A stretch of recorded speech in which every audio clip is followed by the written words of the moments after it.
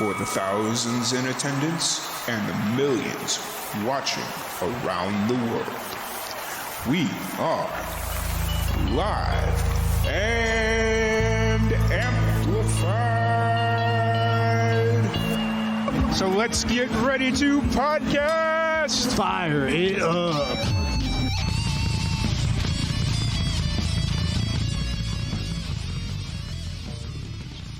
Welcome, everybody, to another live and amplified livecast. I'm your host, Tom Quiet, and we are back at it again with another amazing podcast.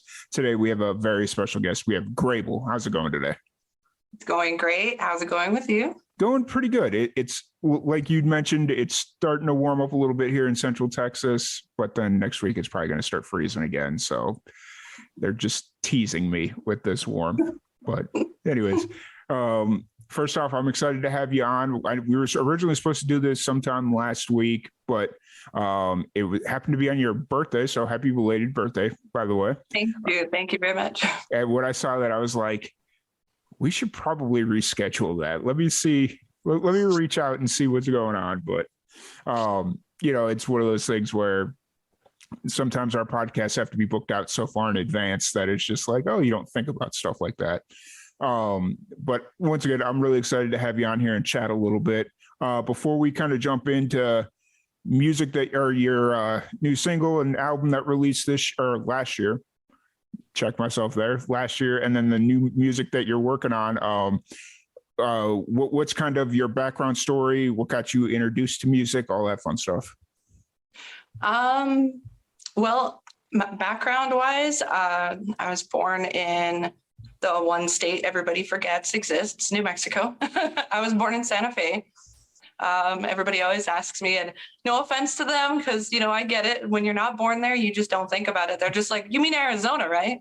No, New Mexico, but born in New Mexico, kind of raised there, and then also raised out here in the East in Florida as well. And I think my first influences for music were at a really young age. And I think that a lot of my creativity started blossoming really young. I just didn't really, formulate it until long later. But I started writing when I was about 9 to 12 years old. And I think my first earliest inspirations were just listening to a ton of music. Both my parents listened to music nonstop. And my dad, he was kind of into actually writing or playing instruments. Now, I cannot attest to the quality of his work, but he knew. He was like, I'm here just to inspire you. Okay. So don't take this, don't think it's going to be perfect, but that's where it really started. I think he was the one who gave me my first guitar and was like, hey, just, play around with it, see what noises you can make.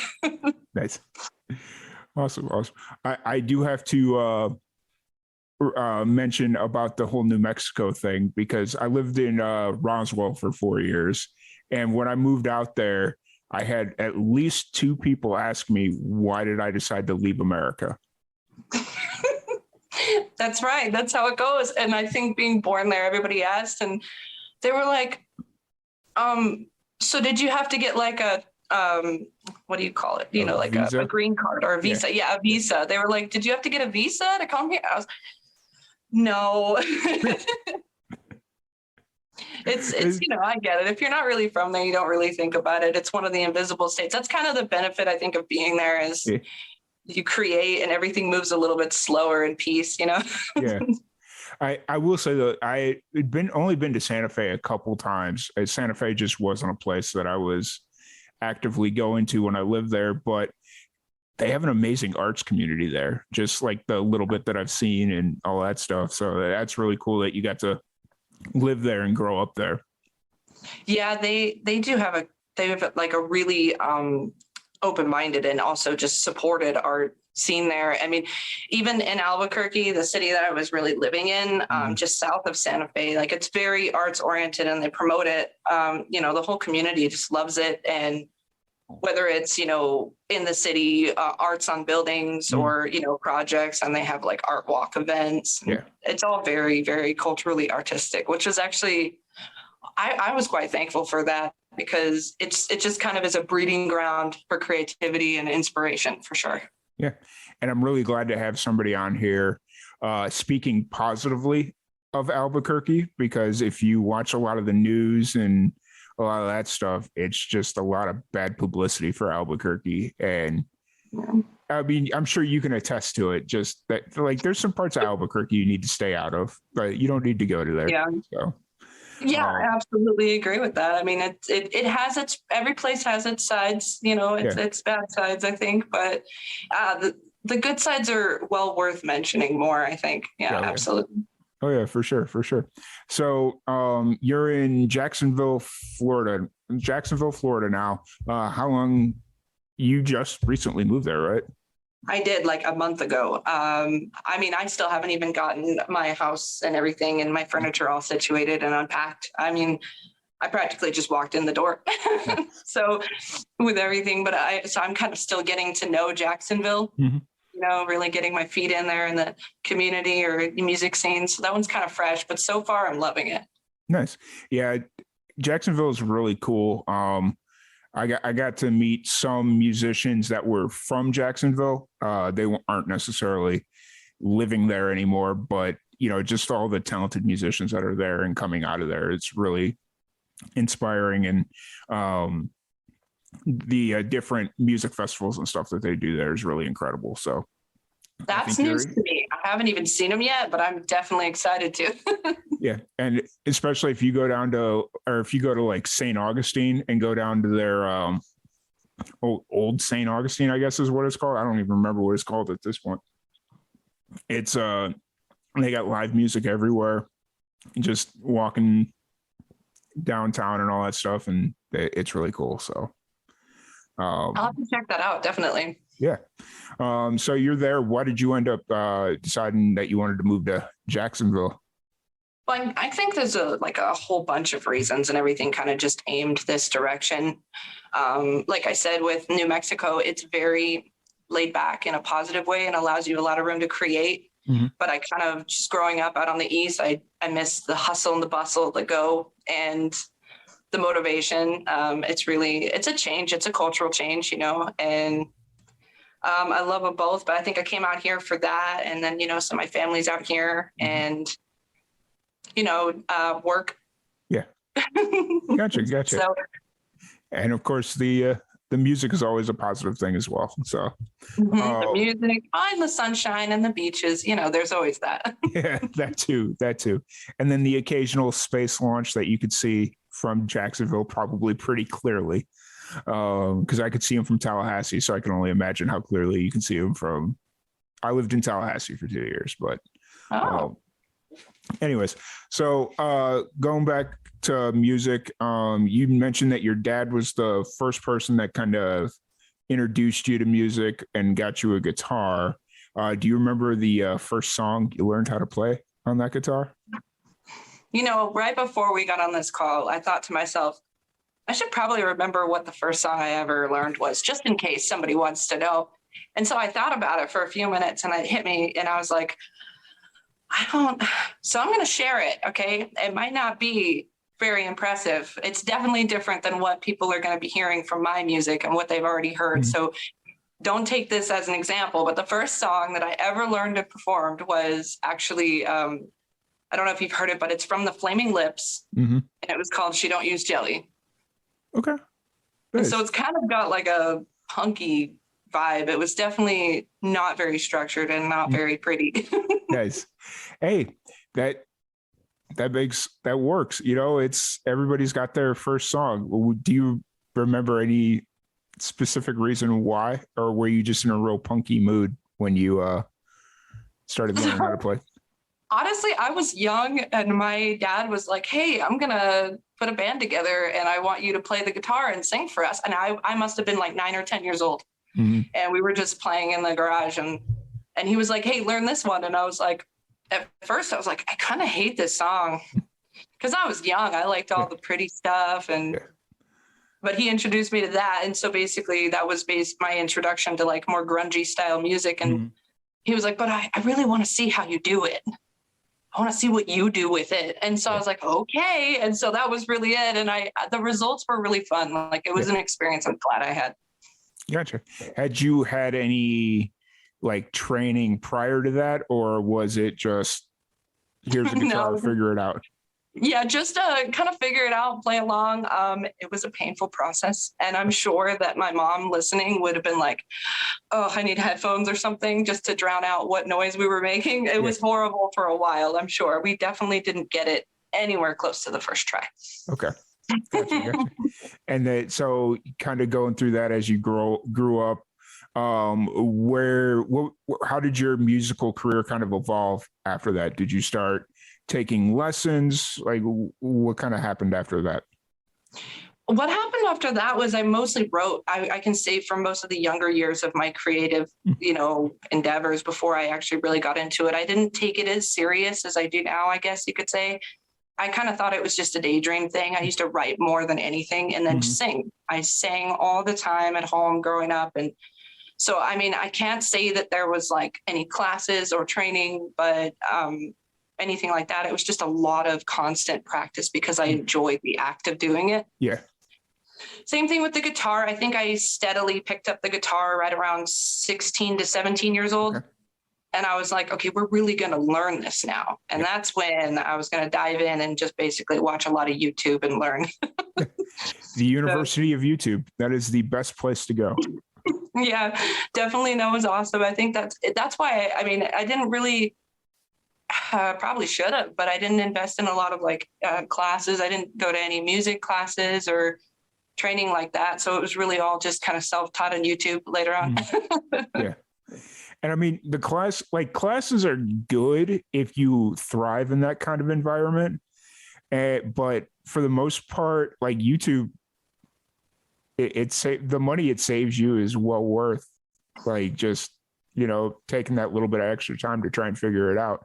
Now, I will say a class and having a mentor or somebody to teach you theory and why you do certain things, that's probably a little bit more what you'd take a class for. But just learning the basic chords and just the basics of it. So you don't, that could all be easily attained during University of YouTube. So. Yeah, absolutely. I found that I think it's just, the environment that I initially started making music in was so comfortable. It wasn't very structured. It was just, whenever I wanted to make music, I would work on music. And so I think that that's probably where I would struggle the most with classes is because, you go to class and it's a structured process. Now, I'm not saying it's not a good idea. Yeah. Because I am all for structure. I'm just not, always the best at it. Yeah. Completely understood. It's just kind of being aware of that is amazing because, a lot of people go to class because they think they have to. And it's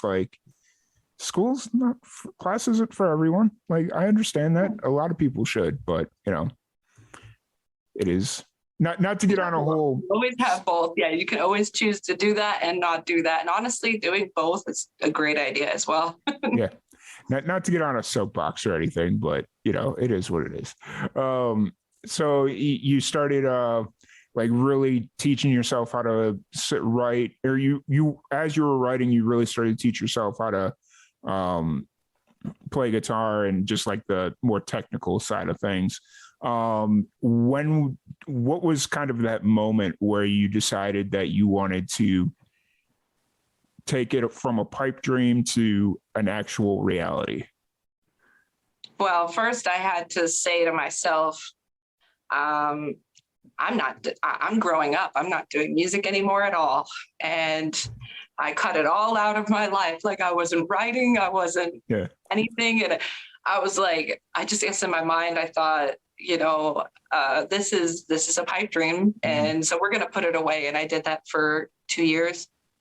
And I don't know. It just, I wasn't happy that way. And I just don't I write anyway. I was still writing during that time. I still wrote things down and I find myself writing it and I'm like, why are you not doing it then? If you're, so I realized no, we can't not do this. So it was about 2 years ago. 2 years ago, I was like, you know what, if we're going to do this, instead of spending all this time, doing it and kind of sharing it, we're going to go all in, this is the main goal right now. This is 100%. We're going all in. And that was 2 years ago. And, I've been working on that ever since. It's been just kind of a consistent, it's a slow grow, it definitely is. Yeah. But Oh, yeah.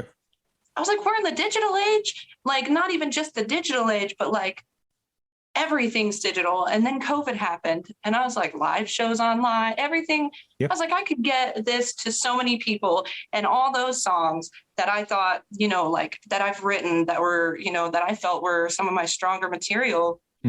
So many people have never heard them. And I'm like, I've heard them for a couple of years now and they're old. But then I realized there are millions of people who have never heard them. And I was like, so what we're going to do is we're going to share those, that's the goal. So I think about 2 years ago is when I really buckled down and it's like, we're going to get serious about this. Let's actually make it into something, Absolutely. And so then that's where Traffic came from. That was your like first single that you put out there? Yep. That was Traffic. Yep. Was that before the pandemic had hit, or was that after? Had the pandemic already been kind of? I think it was like near the beginning. Okay. It was like right near the beginning of that, because I was at that time I wrote it. That whole song was written and recorded and everything in my car while driving for Uber. And I honestly don't remember what was going on in the day-to-day life because I was overnights at that time. So if COVID had begun and the pandemic had started, I may not have remembered that because I was night shift. I didn't even see people anyway. Yeah, I gotcha. I've worked night shift before. I know how that goes, where it's just like, you don't even know what day of the week it is. It's just kind of like, I'm here. So exactly. But it was, that was the first one. And I think it was right at the beginning of that, just right near the beginning of that. Cause I think it was honestly, it might've been 2020 in the end of 2020, which means it was definitely during the pandemic, but I am so bad at remembering. No, it's all good. It is all good. Cause when you're looking on Spotify, unless it's like the newest release, it only gives you the year. So it's just kind of like, she could have released this in January and then because of the pandemic couldn't get anything else out. Who knows? I don't know. So no, that's really, and I really enjoyed listening to Traffic. So like the fact that that's your like first big journey out there, it's absolutely incredible. So I just want to give you that piece of feedback there. Thank you so much. As you were kind of going through as you were working on Traffic and kind of going through the process of figuring out what kind of musician you want to be, what kind of sound you want to have, that sort of deal. What was kind of going through your head? Who were some of your influences, stuff of that nature? That's a great question. And I think that was a question I asked myself when I first started. Traffic started really minuscule. It was me sitting in my car recording audio samples of melodies. And after the melody, I decided, I really like this melody. This needs to be something. Then after that, I start thinking, like you said, well, what kind of music do I want to make? What am I making here? What is this? What is this animal going to be? And honestly, I think I was kind of on like a mainstream binge. I know that sounds strange, but between old influences that I've always loved and then some of the newer stuff I found, I was like, I want to take some inspiration from what my favorite artists are also doing now. I think one of the biggest influences at that time was probably Halsey, which I listened to a lot at that time. And I just loved the work. I mean, earlier on in her first album releases, it had it was electronic, but slightly industrialized. And I really liked how the digital influence of effects were really well put together in some of her work. And that inspired me to really make, like, if you notice, you listen to Traffic, it's very authentic. And it's very clear, but it's definitely not acoustic. It has a lot of, like cool vibes going with the delay on the vocals and some echoes going in there. And I think that was probably the initial thing. I was like, we're going to try and keep this about the vocals, but I want to introduce kind of a slightly electronic trip hop vibe to this. Yeah. And that's what the bass was for that project, for pretty much the whole project. And then it kind of grew into its own thing. Yeah. Awesome. And so then you through the rest of 2020 and 2021, you were starting to work on singles and then the eventual album that released. When the album released again? You just told me like November, I think. Yeah, September, just before November. Yeah, September. Okay. And so how soon after the release of Traffic did you decide that you wanted to start working on an album? I think about halfway through making Traffic. I was taking my sweet time with that song. And I think I worked on that one song for 2 months, very slowly. And then one day I was like, okay, I'm going to go rent a hotel and we're going to buckle down and we're going to do this and we're just going to finish it. And I did that. It was like a weekend hotel music thing. And I locked myself in, and that was in Santa Fe. And I was like, no, we're doing this. And that's when I decided, oh, we're going to make this a whole album. Why not just throw that out there? I was like, let's make it a huge thing because, maybe it gives me an excuse to randomly get a hotel for another weekend. Awesome. And so you just wrote the entire album, or how many of the songs did you accomplish during that weekend in a hotel in Santa Fe? I love that question. So the real answer would be none. I did not complete any in that weekend. That's fair. But a lot of inspiration came, and a lot of the backbone for the album was really created that weekend. Yeah. Gotcha. And so now that, all right, since it's been out for 4 or 5 months, October, November, 4 months. There you go. That's how that works. Just doing simple math over here. I'm creative, not an intelligent person. Don't look at me. I do the same thing. Yeah. How does it feel to have your first full-length album out in the world, and how does it feel? It feels fabulous. I think it was surreal at first because I put it out and I released it. And once it was released, I told myself, don't look at it. Just let it be and don't look at it. Step away. Otherwise, you're going to watch it like a pot boiling. Yeah. And so, I was super excited about it. And I would tell anyone who would listen, even now still, I'm just like, I released a full-length album after all this time and all this. I got serious, and now there's an album. I was like, yes, nice. You can do this. Even if I never did anything else, I released an album, yeah, absolutely. It feels awesome. And you did it within a year of deciding to take your music seriously, and you did it all within a year. That's incredible. I know there's thousands of musicians that take 3 years to get an album out just because they're indecisive like that. Yeah, that is a big trouble with me too. I'll be honest. I had to set myself a deadline. I got a whiteboard and I made a list, and I was like, if you don't do this, you're not. And so I made myself have a deadline for pretty much every track and the album itself, Yeah, for sure. So now I'm gonna ask you to pick your favorite child. Off this album, what's your favorite song to perform? My favorite song. Okay. To perform what, yeah. I personally think Ride or Die is my personal favorite. That's my baby. It's got the most R&B to it. And to me, it just makes me the happiest. But I mean, I love them all. But Ride or Die is the one that I groove in the car. I don't really want to listen to me sometimes, but that one I groove. I really love that one. What was the story behind that song specifically? Ultimately, Ride or Die, it's, the stereotype of, like commitment, ride or die, partnership, companionship, but it was more so like a letter to myself, like, hey, commitment, not just in relationships, but ride or die. Just like with mapping out the album, we decided we're releasing this on September 13th. And we're going to mark it down, ride or die. Everything was about commitment. I told myself, if we're going to do this, we need to work on our commitment level. So Ride or Die was just kind of an ode to how commitment is a good thing and you should challenge yourself. Yeah, fair enough. So the name of the album is #I Think I'm Fine, which is a very deep title for an album. And I just kind of want you to explain for everybody that's listening and will be listening, Why did you decide to name your album I think I think I'm fine?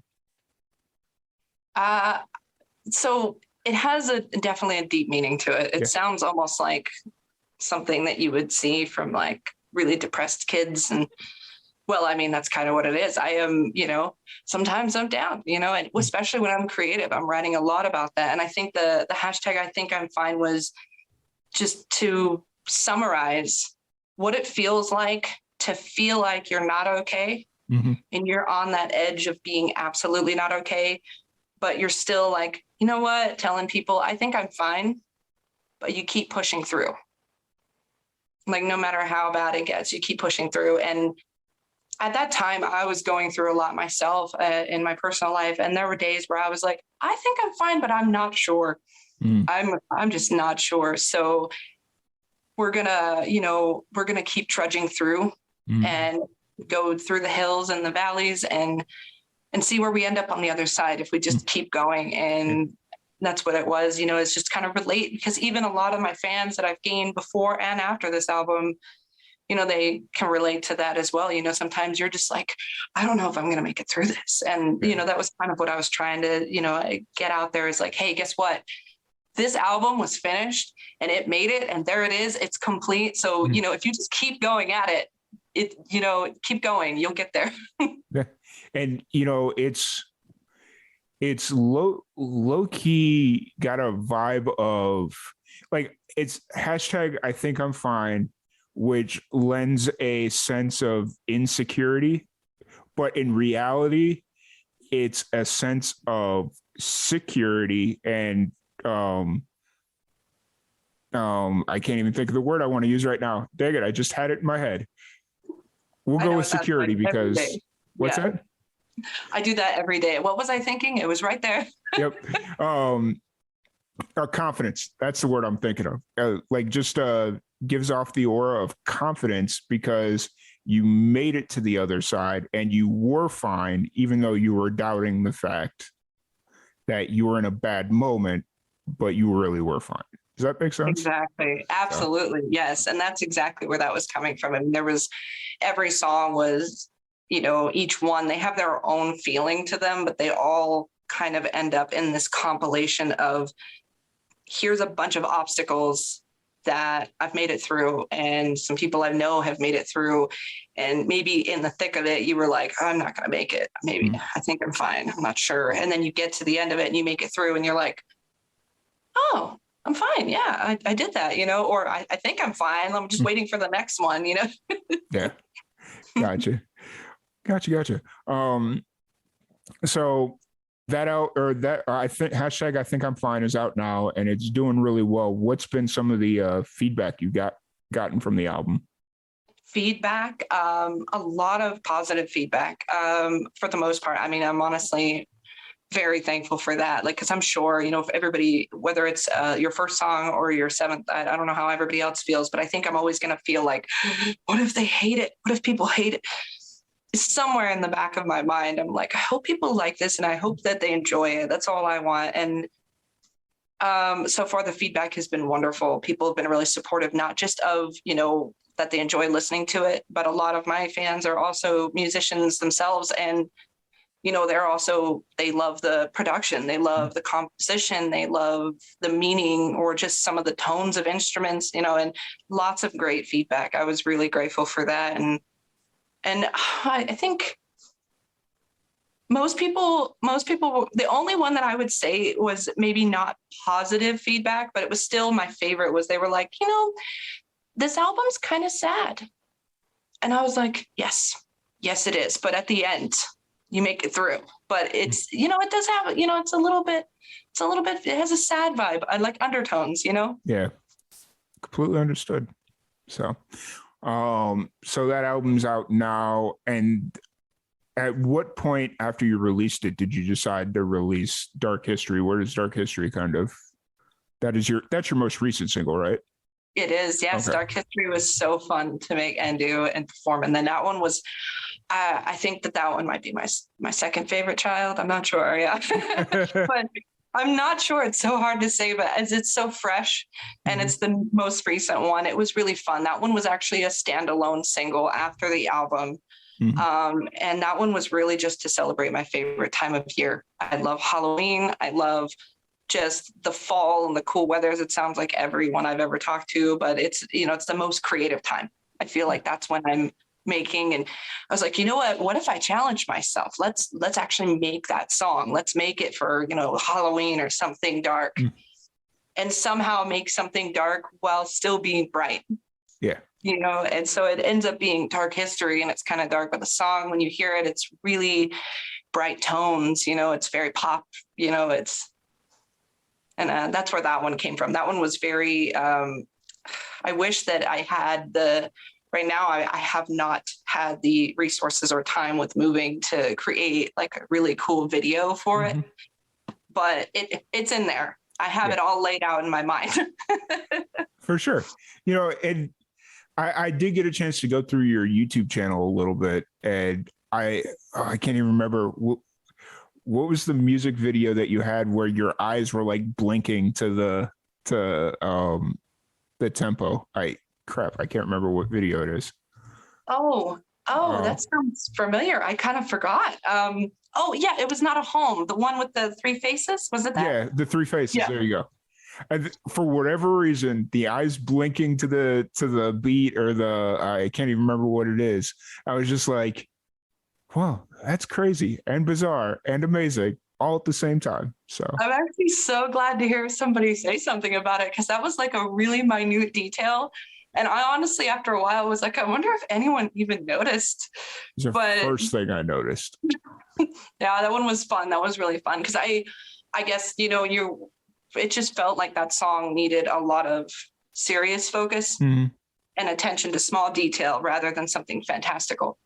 And so I kind of went with the simple, but also like that, just really precise details. And I was just recording it, and I'm thinking to myself, and I'm so glad that was caught on, because it was really fun to do. And I'll be honest, it took a few takes, because you had the different beats, and then I had to remember, like, okay, wait, which one was I blinking to again? What instrument was it?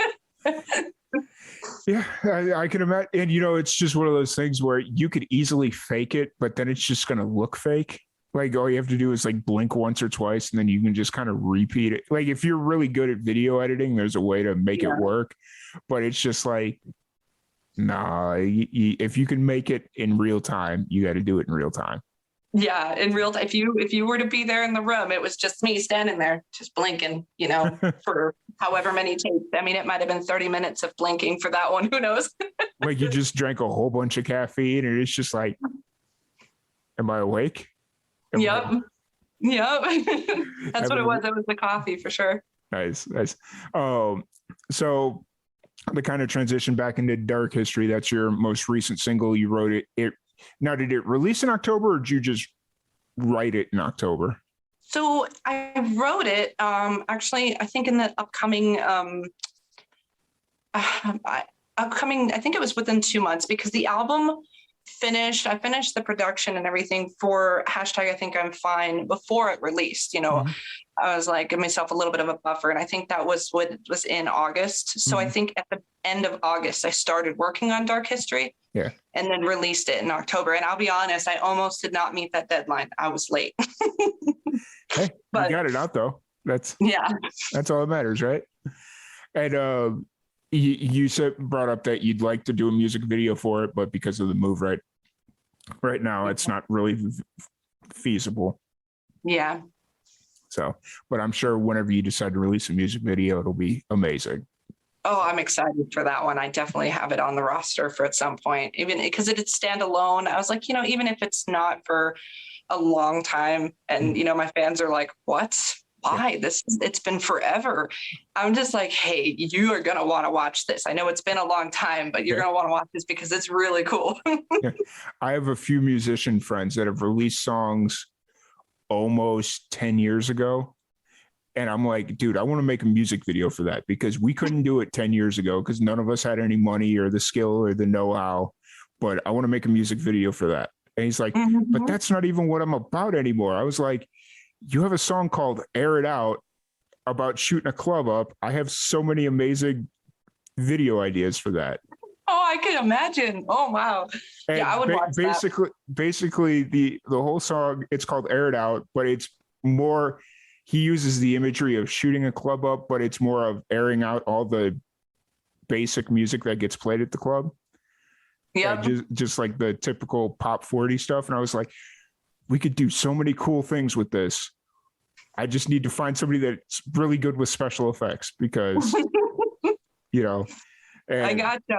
Yep. Yep. So I'm still, even if it's 10 years, if you have a vision, put it out there. Why not? Because people are probably going to love it. Yeah, I'm still pitching him so hard on it, and he's just like, oh, yeah, I don't know, man. I'm like, let's re-release it then. Let's do something. Come on. So I haven't heard it. Okay, but you have my vote, and I will watch it. So throw that in there. Maybe that'll help the cause. Yeah, for sure. But no, it's like, I mean, I'm not against music videos getting released way after the song releases, just because, especially on the independent scene, if you write a really good song early on, not everybody has the money or the know-how to do something like a music video. So yeah, that's exactly it. Resources. Sometimes, the creativity is there, but the financial and physical resources, you might not have those yet. And that's okay. Sometimes, for me, even, I'm sure everybody feels this way a little bit. You feel like, you feel bad about it. Like, I don't have these yet. I don't. Just remind myself, I will. And when I do, it will be done. Gotcha. And so Dark History out now. What's kind of the plan moving forward? I know you've got another album that you're teasing, at least on your website a little bit, but what's kind of the thought process moving forward? Moving forward, I kind of, wanted to go a little bit back to roots. Mm-hmm. And so I do have some stuff in the works, and Dark History was really fun. And I took it really electronic and really, I just love the pop, electronic. And I was really going to dive into that with that one. And then I was like, you know what, we're going to make 2022 kind of a back to roots year. Let's go back to where we started. So I am working on a project, and that's going to be, right now it's such a little thing right now. I barely started it, and it's definitely still in the writing stages, but that's where you saw it on the website. So that one I've decided is acoustic audibles.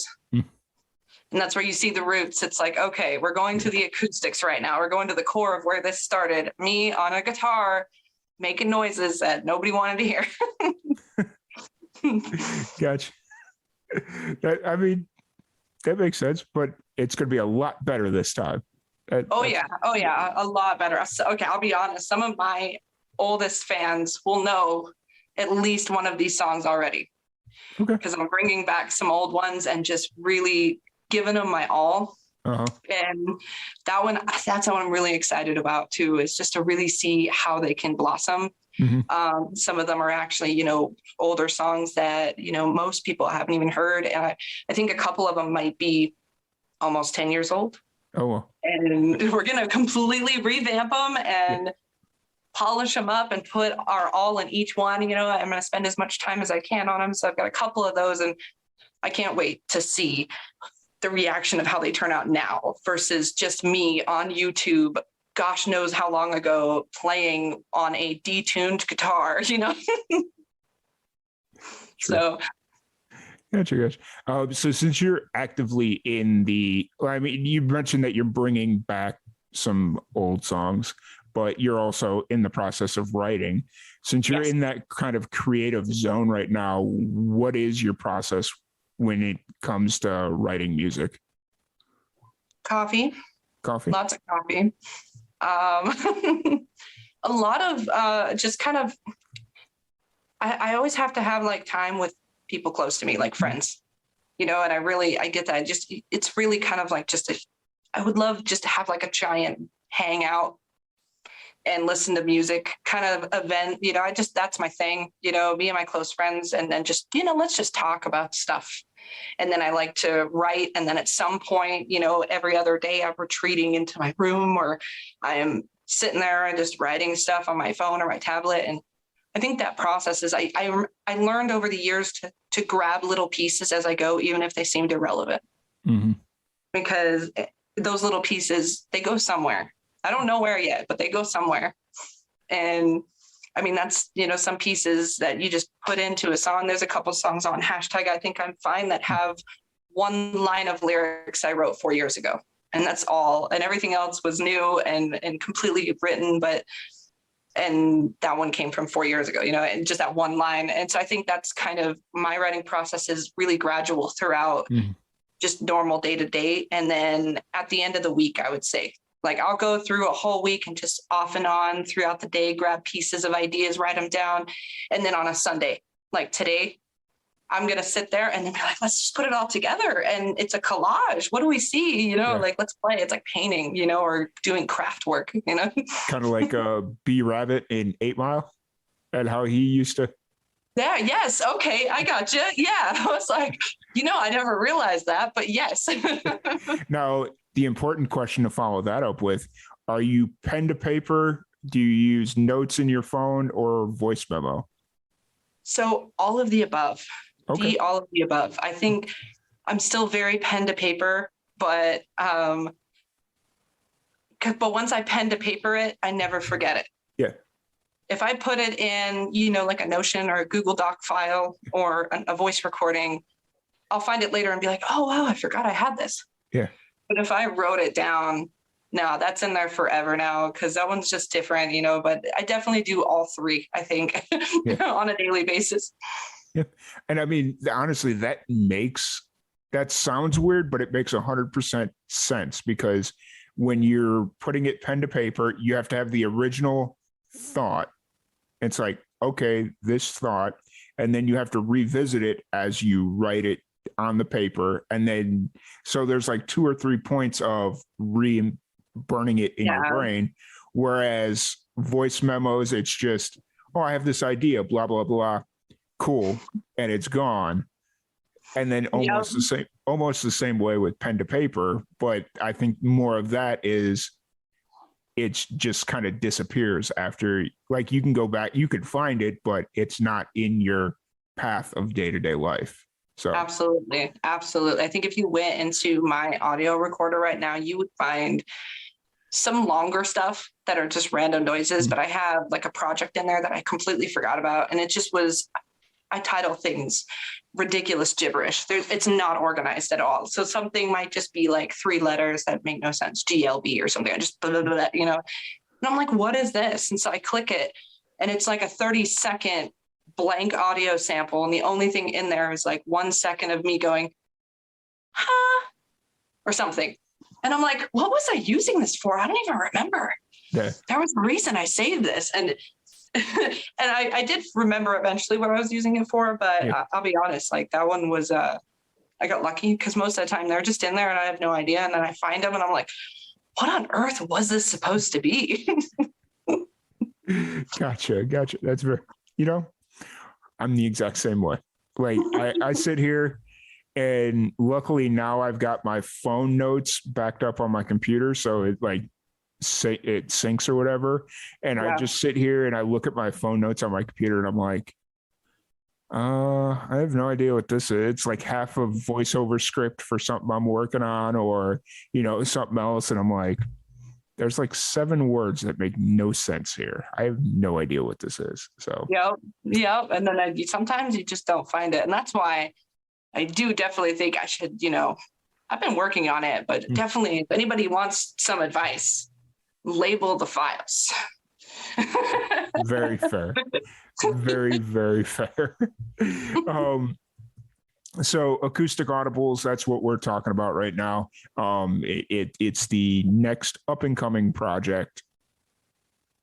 Yes. Yeah. The goal for that is going to be a full album. That one's back to the roots and I think it's got more of like a lighthearted vibe. I kind of envision it, like I said, it's a baby right now. Mm-hmm. But if I were to paint a picture for acoustic audibles, it's a field in spring. Nice. And I feel like that's the base, that's what we're starting with. It's a field in spring. And I'll be honest, like I want to try and like work on it faster than I am, but I've learned I'm not rushing the process. I'm going to take my sweet time with it. And then, to be announced, I don't have a release date for it yet, but that one's going to be fun. I wasn't even going to ask because I know you're still so early in that process that. you know, it's almost impossible to have a release date and even think it's going to be on time. Anywhere close. Yeah, exactly. No idea. Yeah.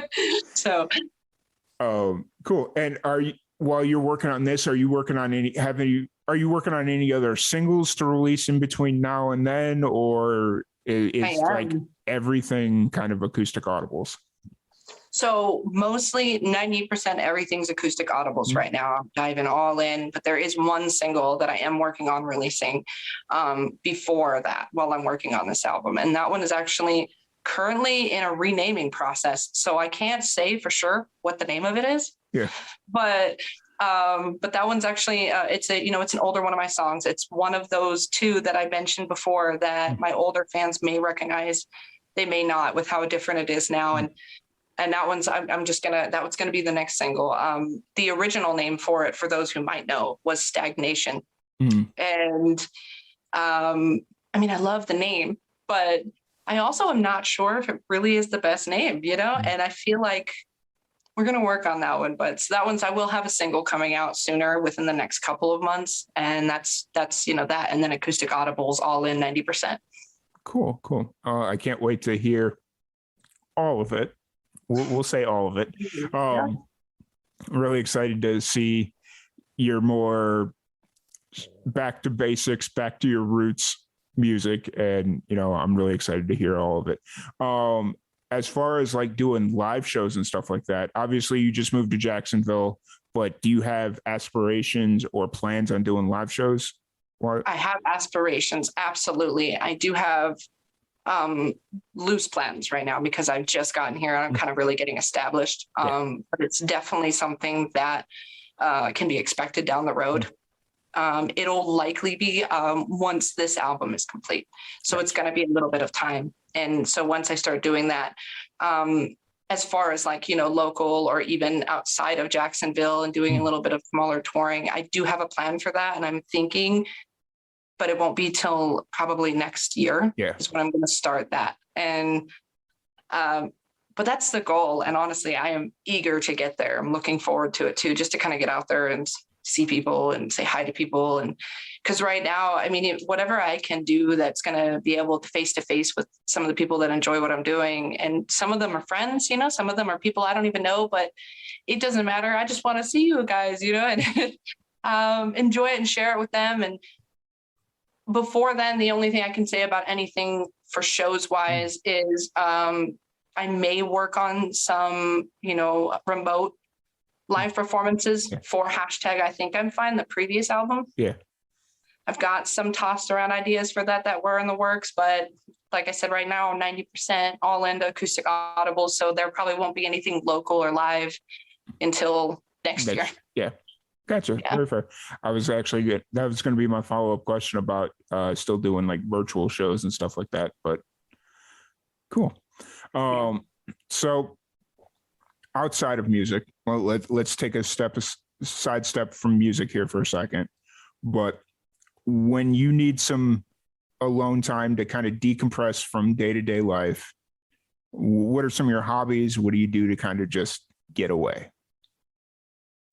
Overthink. No, I'm just kidding. Just sit there and stew on it. No, it's sadly somewhat true sometimes, but I've recently started kind of just getting into meditation and more self time, exercise, hobbies. I mean, that's a tough one. That's I like to watch, some movies, some TV. I like to play some video games. That's probably the closest I could say is I play PC games when I'm just chilling. Yeah. I just got back into playing PlayStation. Ooh. PlayStation 2, just for clarity's sake, because it's what I have, and it's just like I don't have very many games, but I've been playing football for the last 4 days, and like anytime I'm not doing a podcast or working, it's like I gotta go play football. I don't know why all of a sudden I got bit by this bug, but it is what it is. It goes on for like a few weeks or something. Yeah. And hey, if that's all it is, that's cool. I'm good with that. Like, it didn't cost me anything. Like it's all stuff I already had. So Oh yeah, I totally get that. I definitely do that. I think my biggest one is I had like a patch of time where, what was it? 3 months when I was not working or working on music or doing day-to-day stuff. I was on Minecraft. oh, I'm not sure, but I just was on Minecraft. I had it on my computer. I had it on my phone. And I was just like building stuff. I don't know. I made some cool stuff, but it was a great way to just unwind and kind of brain numb for a while, you know? yeah. Yeah. The only thing I don't like about the PlayStation is I find myself more stressed out now because I'm just sitting there yelling at the TV like it's did something to me, and I'm like, because I've been playing college football, like for whatever reason that's what I got into, Nice. and I'm just yelling at the TV because they're not. I don't know. I don't even want to justify my anger with a conversation about it, but it's just so funny to me now. Like now that I'm not like actively playing it at the moment, it's like I could sit here and laugh at myself about it, but in the moment, I kind of think, it might add more stress, I sort of think, just because but it also might be just, like a great release to relax. Like, hey, maybe this week you were really angry and you didn't even know, but now you're just going to yell about that bad play. Yeah, that's essentially what it is. That's essentially what it has to be. So, hey, that's fine. I'm down. So no, that's awesome. Have you seen any good movies recently? Since you kind of mentioned that you like to watch movies. So I've kind of been on a hiatus on that. I went back and watched some old TV stuff. I kind of was binging on Netflix, and right now the last thing I was binging was The Orville again. And so I was just kind of binging that for a little while, but for the most part, Seth MacFarlane thing. Yeah, okay. The slightly Star Trek-y space one. There you go. Yeah. And it's really fun. I think it's a great escape from, the norm and just, work of daily life. So, but I haven't seen anything new to be. Oh, excuse me. I'm so sorry. I was not completely honest. I went and saw the new Matrix. That was the most recent new thing. That was awesome. That was great. Nice. I have not seen the Matrix. Although it is on HBO Max, I could fairly easy go watch it, but it was good. It was good. It was good though. I could definitely say, like, if you're not really into it, probably meh. But me, I was always into them. So I was like, okay, as soon as it came out, day release, I went to the theater. Yeah. Well, you see, during the time that the Matrix came out, and like at least the trilogy, because I think the first one had been out for a little bit already, I was actively going through film school, and so that's all everybody ever talked about was how cool the Matrix was, and it was like, I'm good. I feel like you guys, like, I spent so many years just listening to everybody talk about how cool the Matrix is. It's like kind of burnt out on it. Yeah, I'm good. So, it's just one of those deals where it's like, okay, I'm going to keep it pushing. So, no, that's awesome. And then, so before we kind of wrap this up, there's two things we have to accomplish. Do you want to end this podcast on a serious note or a fun note? Always fun. I'm always too serious. So for the last 2 years, I've been like, if I have to vote, fun. Perfect. I honestly should even just stop asking, because everybody I've ever asked, it's like, yeah, let's end it on a fun note. So I'm going to stop asking at this point. All right. Serious note. On this podcast, we like to pass on knowledge to the younger musicians that are getting ready to make that next step, that first step, or just, like whatever position they're in. So out of all the lessons that you've learned over the last few years while you've been like really pursuing music, what's one piece of advice that you have for the young musicians? In my experience, not just through my struggles on my own in creating and promoting or anything like that, writing, but also even with some of my fans, who reach out and, I read their messages to me and they're like, they do, how do you this or how do you do that? And they remind me of me when I was that age. It's like, confidence. I didn't have any. I didn't trust that I was going to succeed at something. And I'll be honest, all of them now, I still don't, but I'm gonna, because that's what I told myself I was gonna do. So I think just to make sure that you just, pick what you want to do and then keep doing it, have confidence in yourself. A lot of people I've heard from, and especially me growing up, I was really insecure about everything that I made. So I was that girl that was like, oh yeah, I write a bunch of stuff. Can I hear it? It's not ready yet. And well, it's never going to be ready. So just go for it, go for it. Fake it till you make it, like they say. Yeah. Gotcha. 100%. 100% agreed. So, all right, now it's time for the fun. Okay. One thing that we do is I have a random question generator. Oh, and dear. Everybody gets a spin of the random question generator. So if you are ready, I have your question right here. All right, I think I'm ready. Okay. What could you endlessly learn about and never get bored of? Oh, endlessly learn about and never get bored of.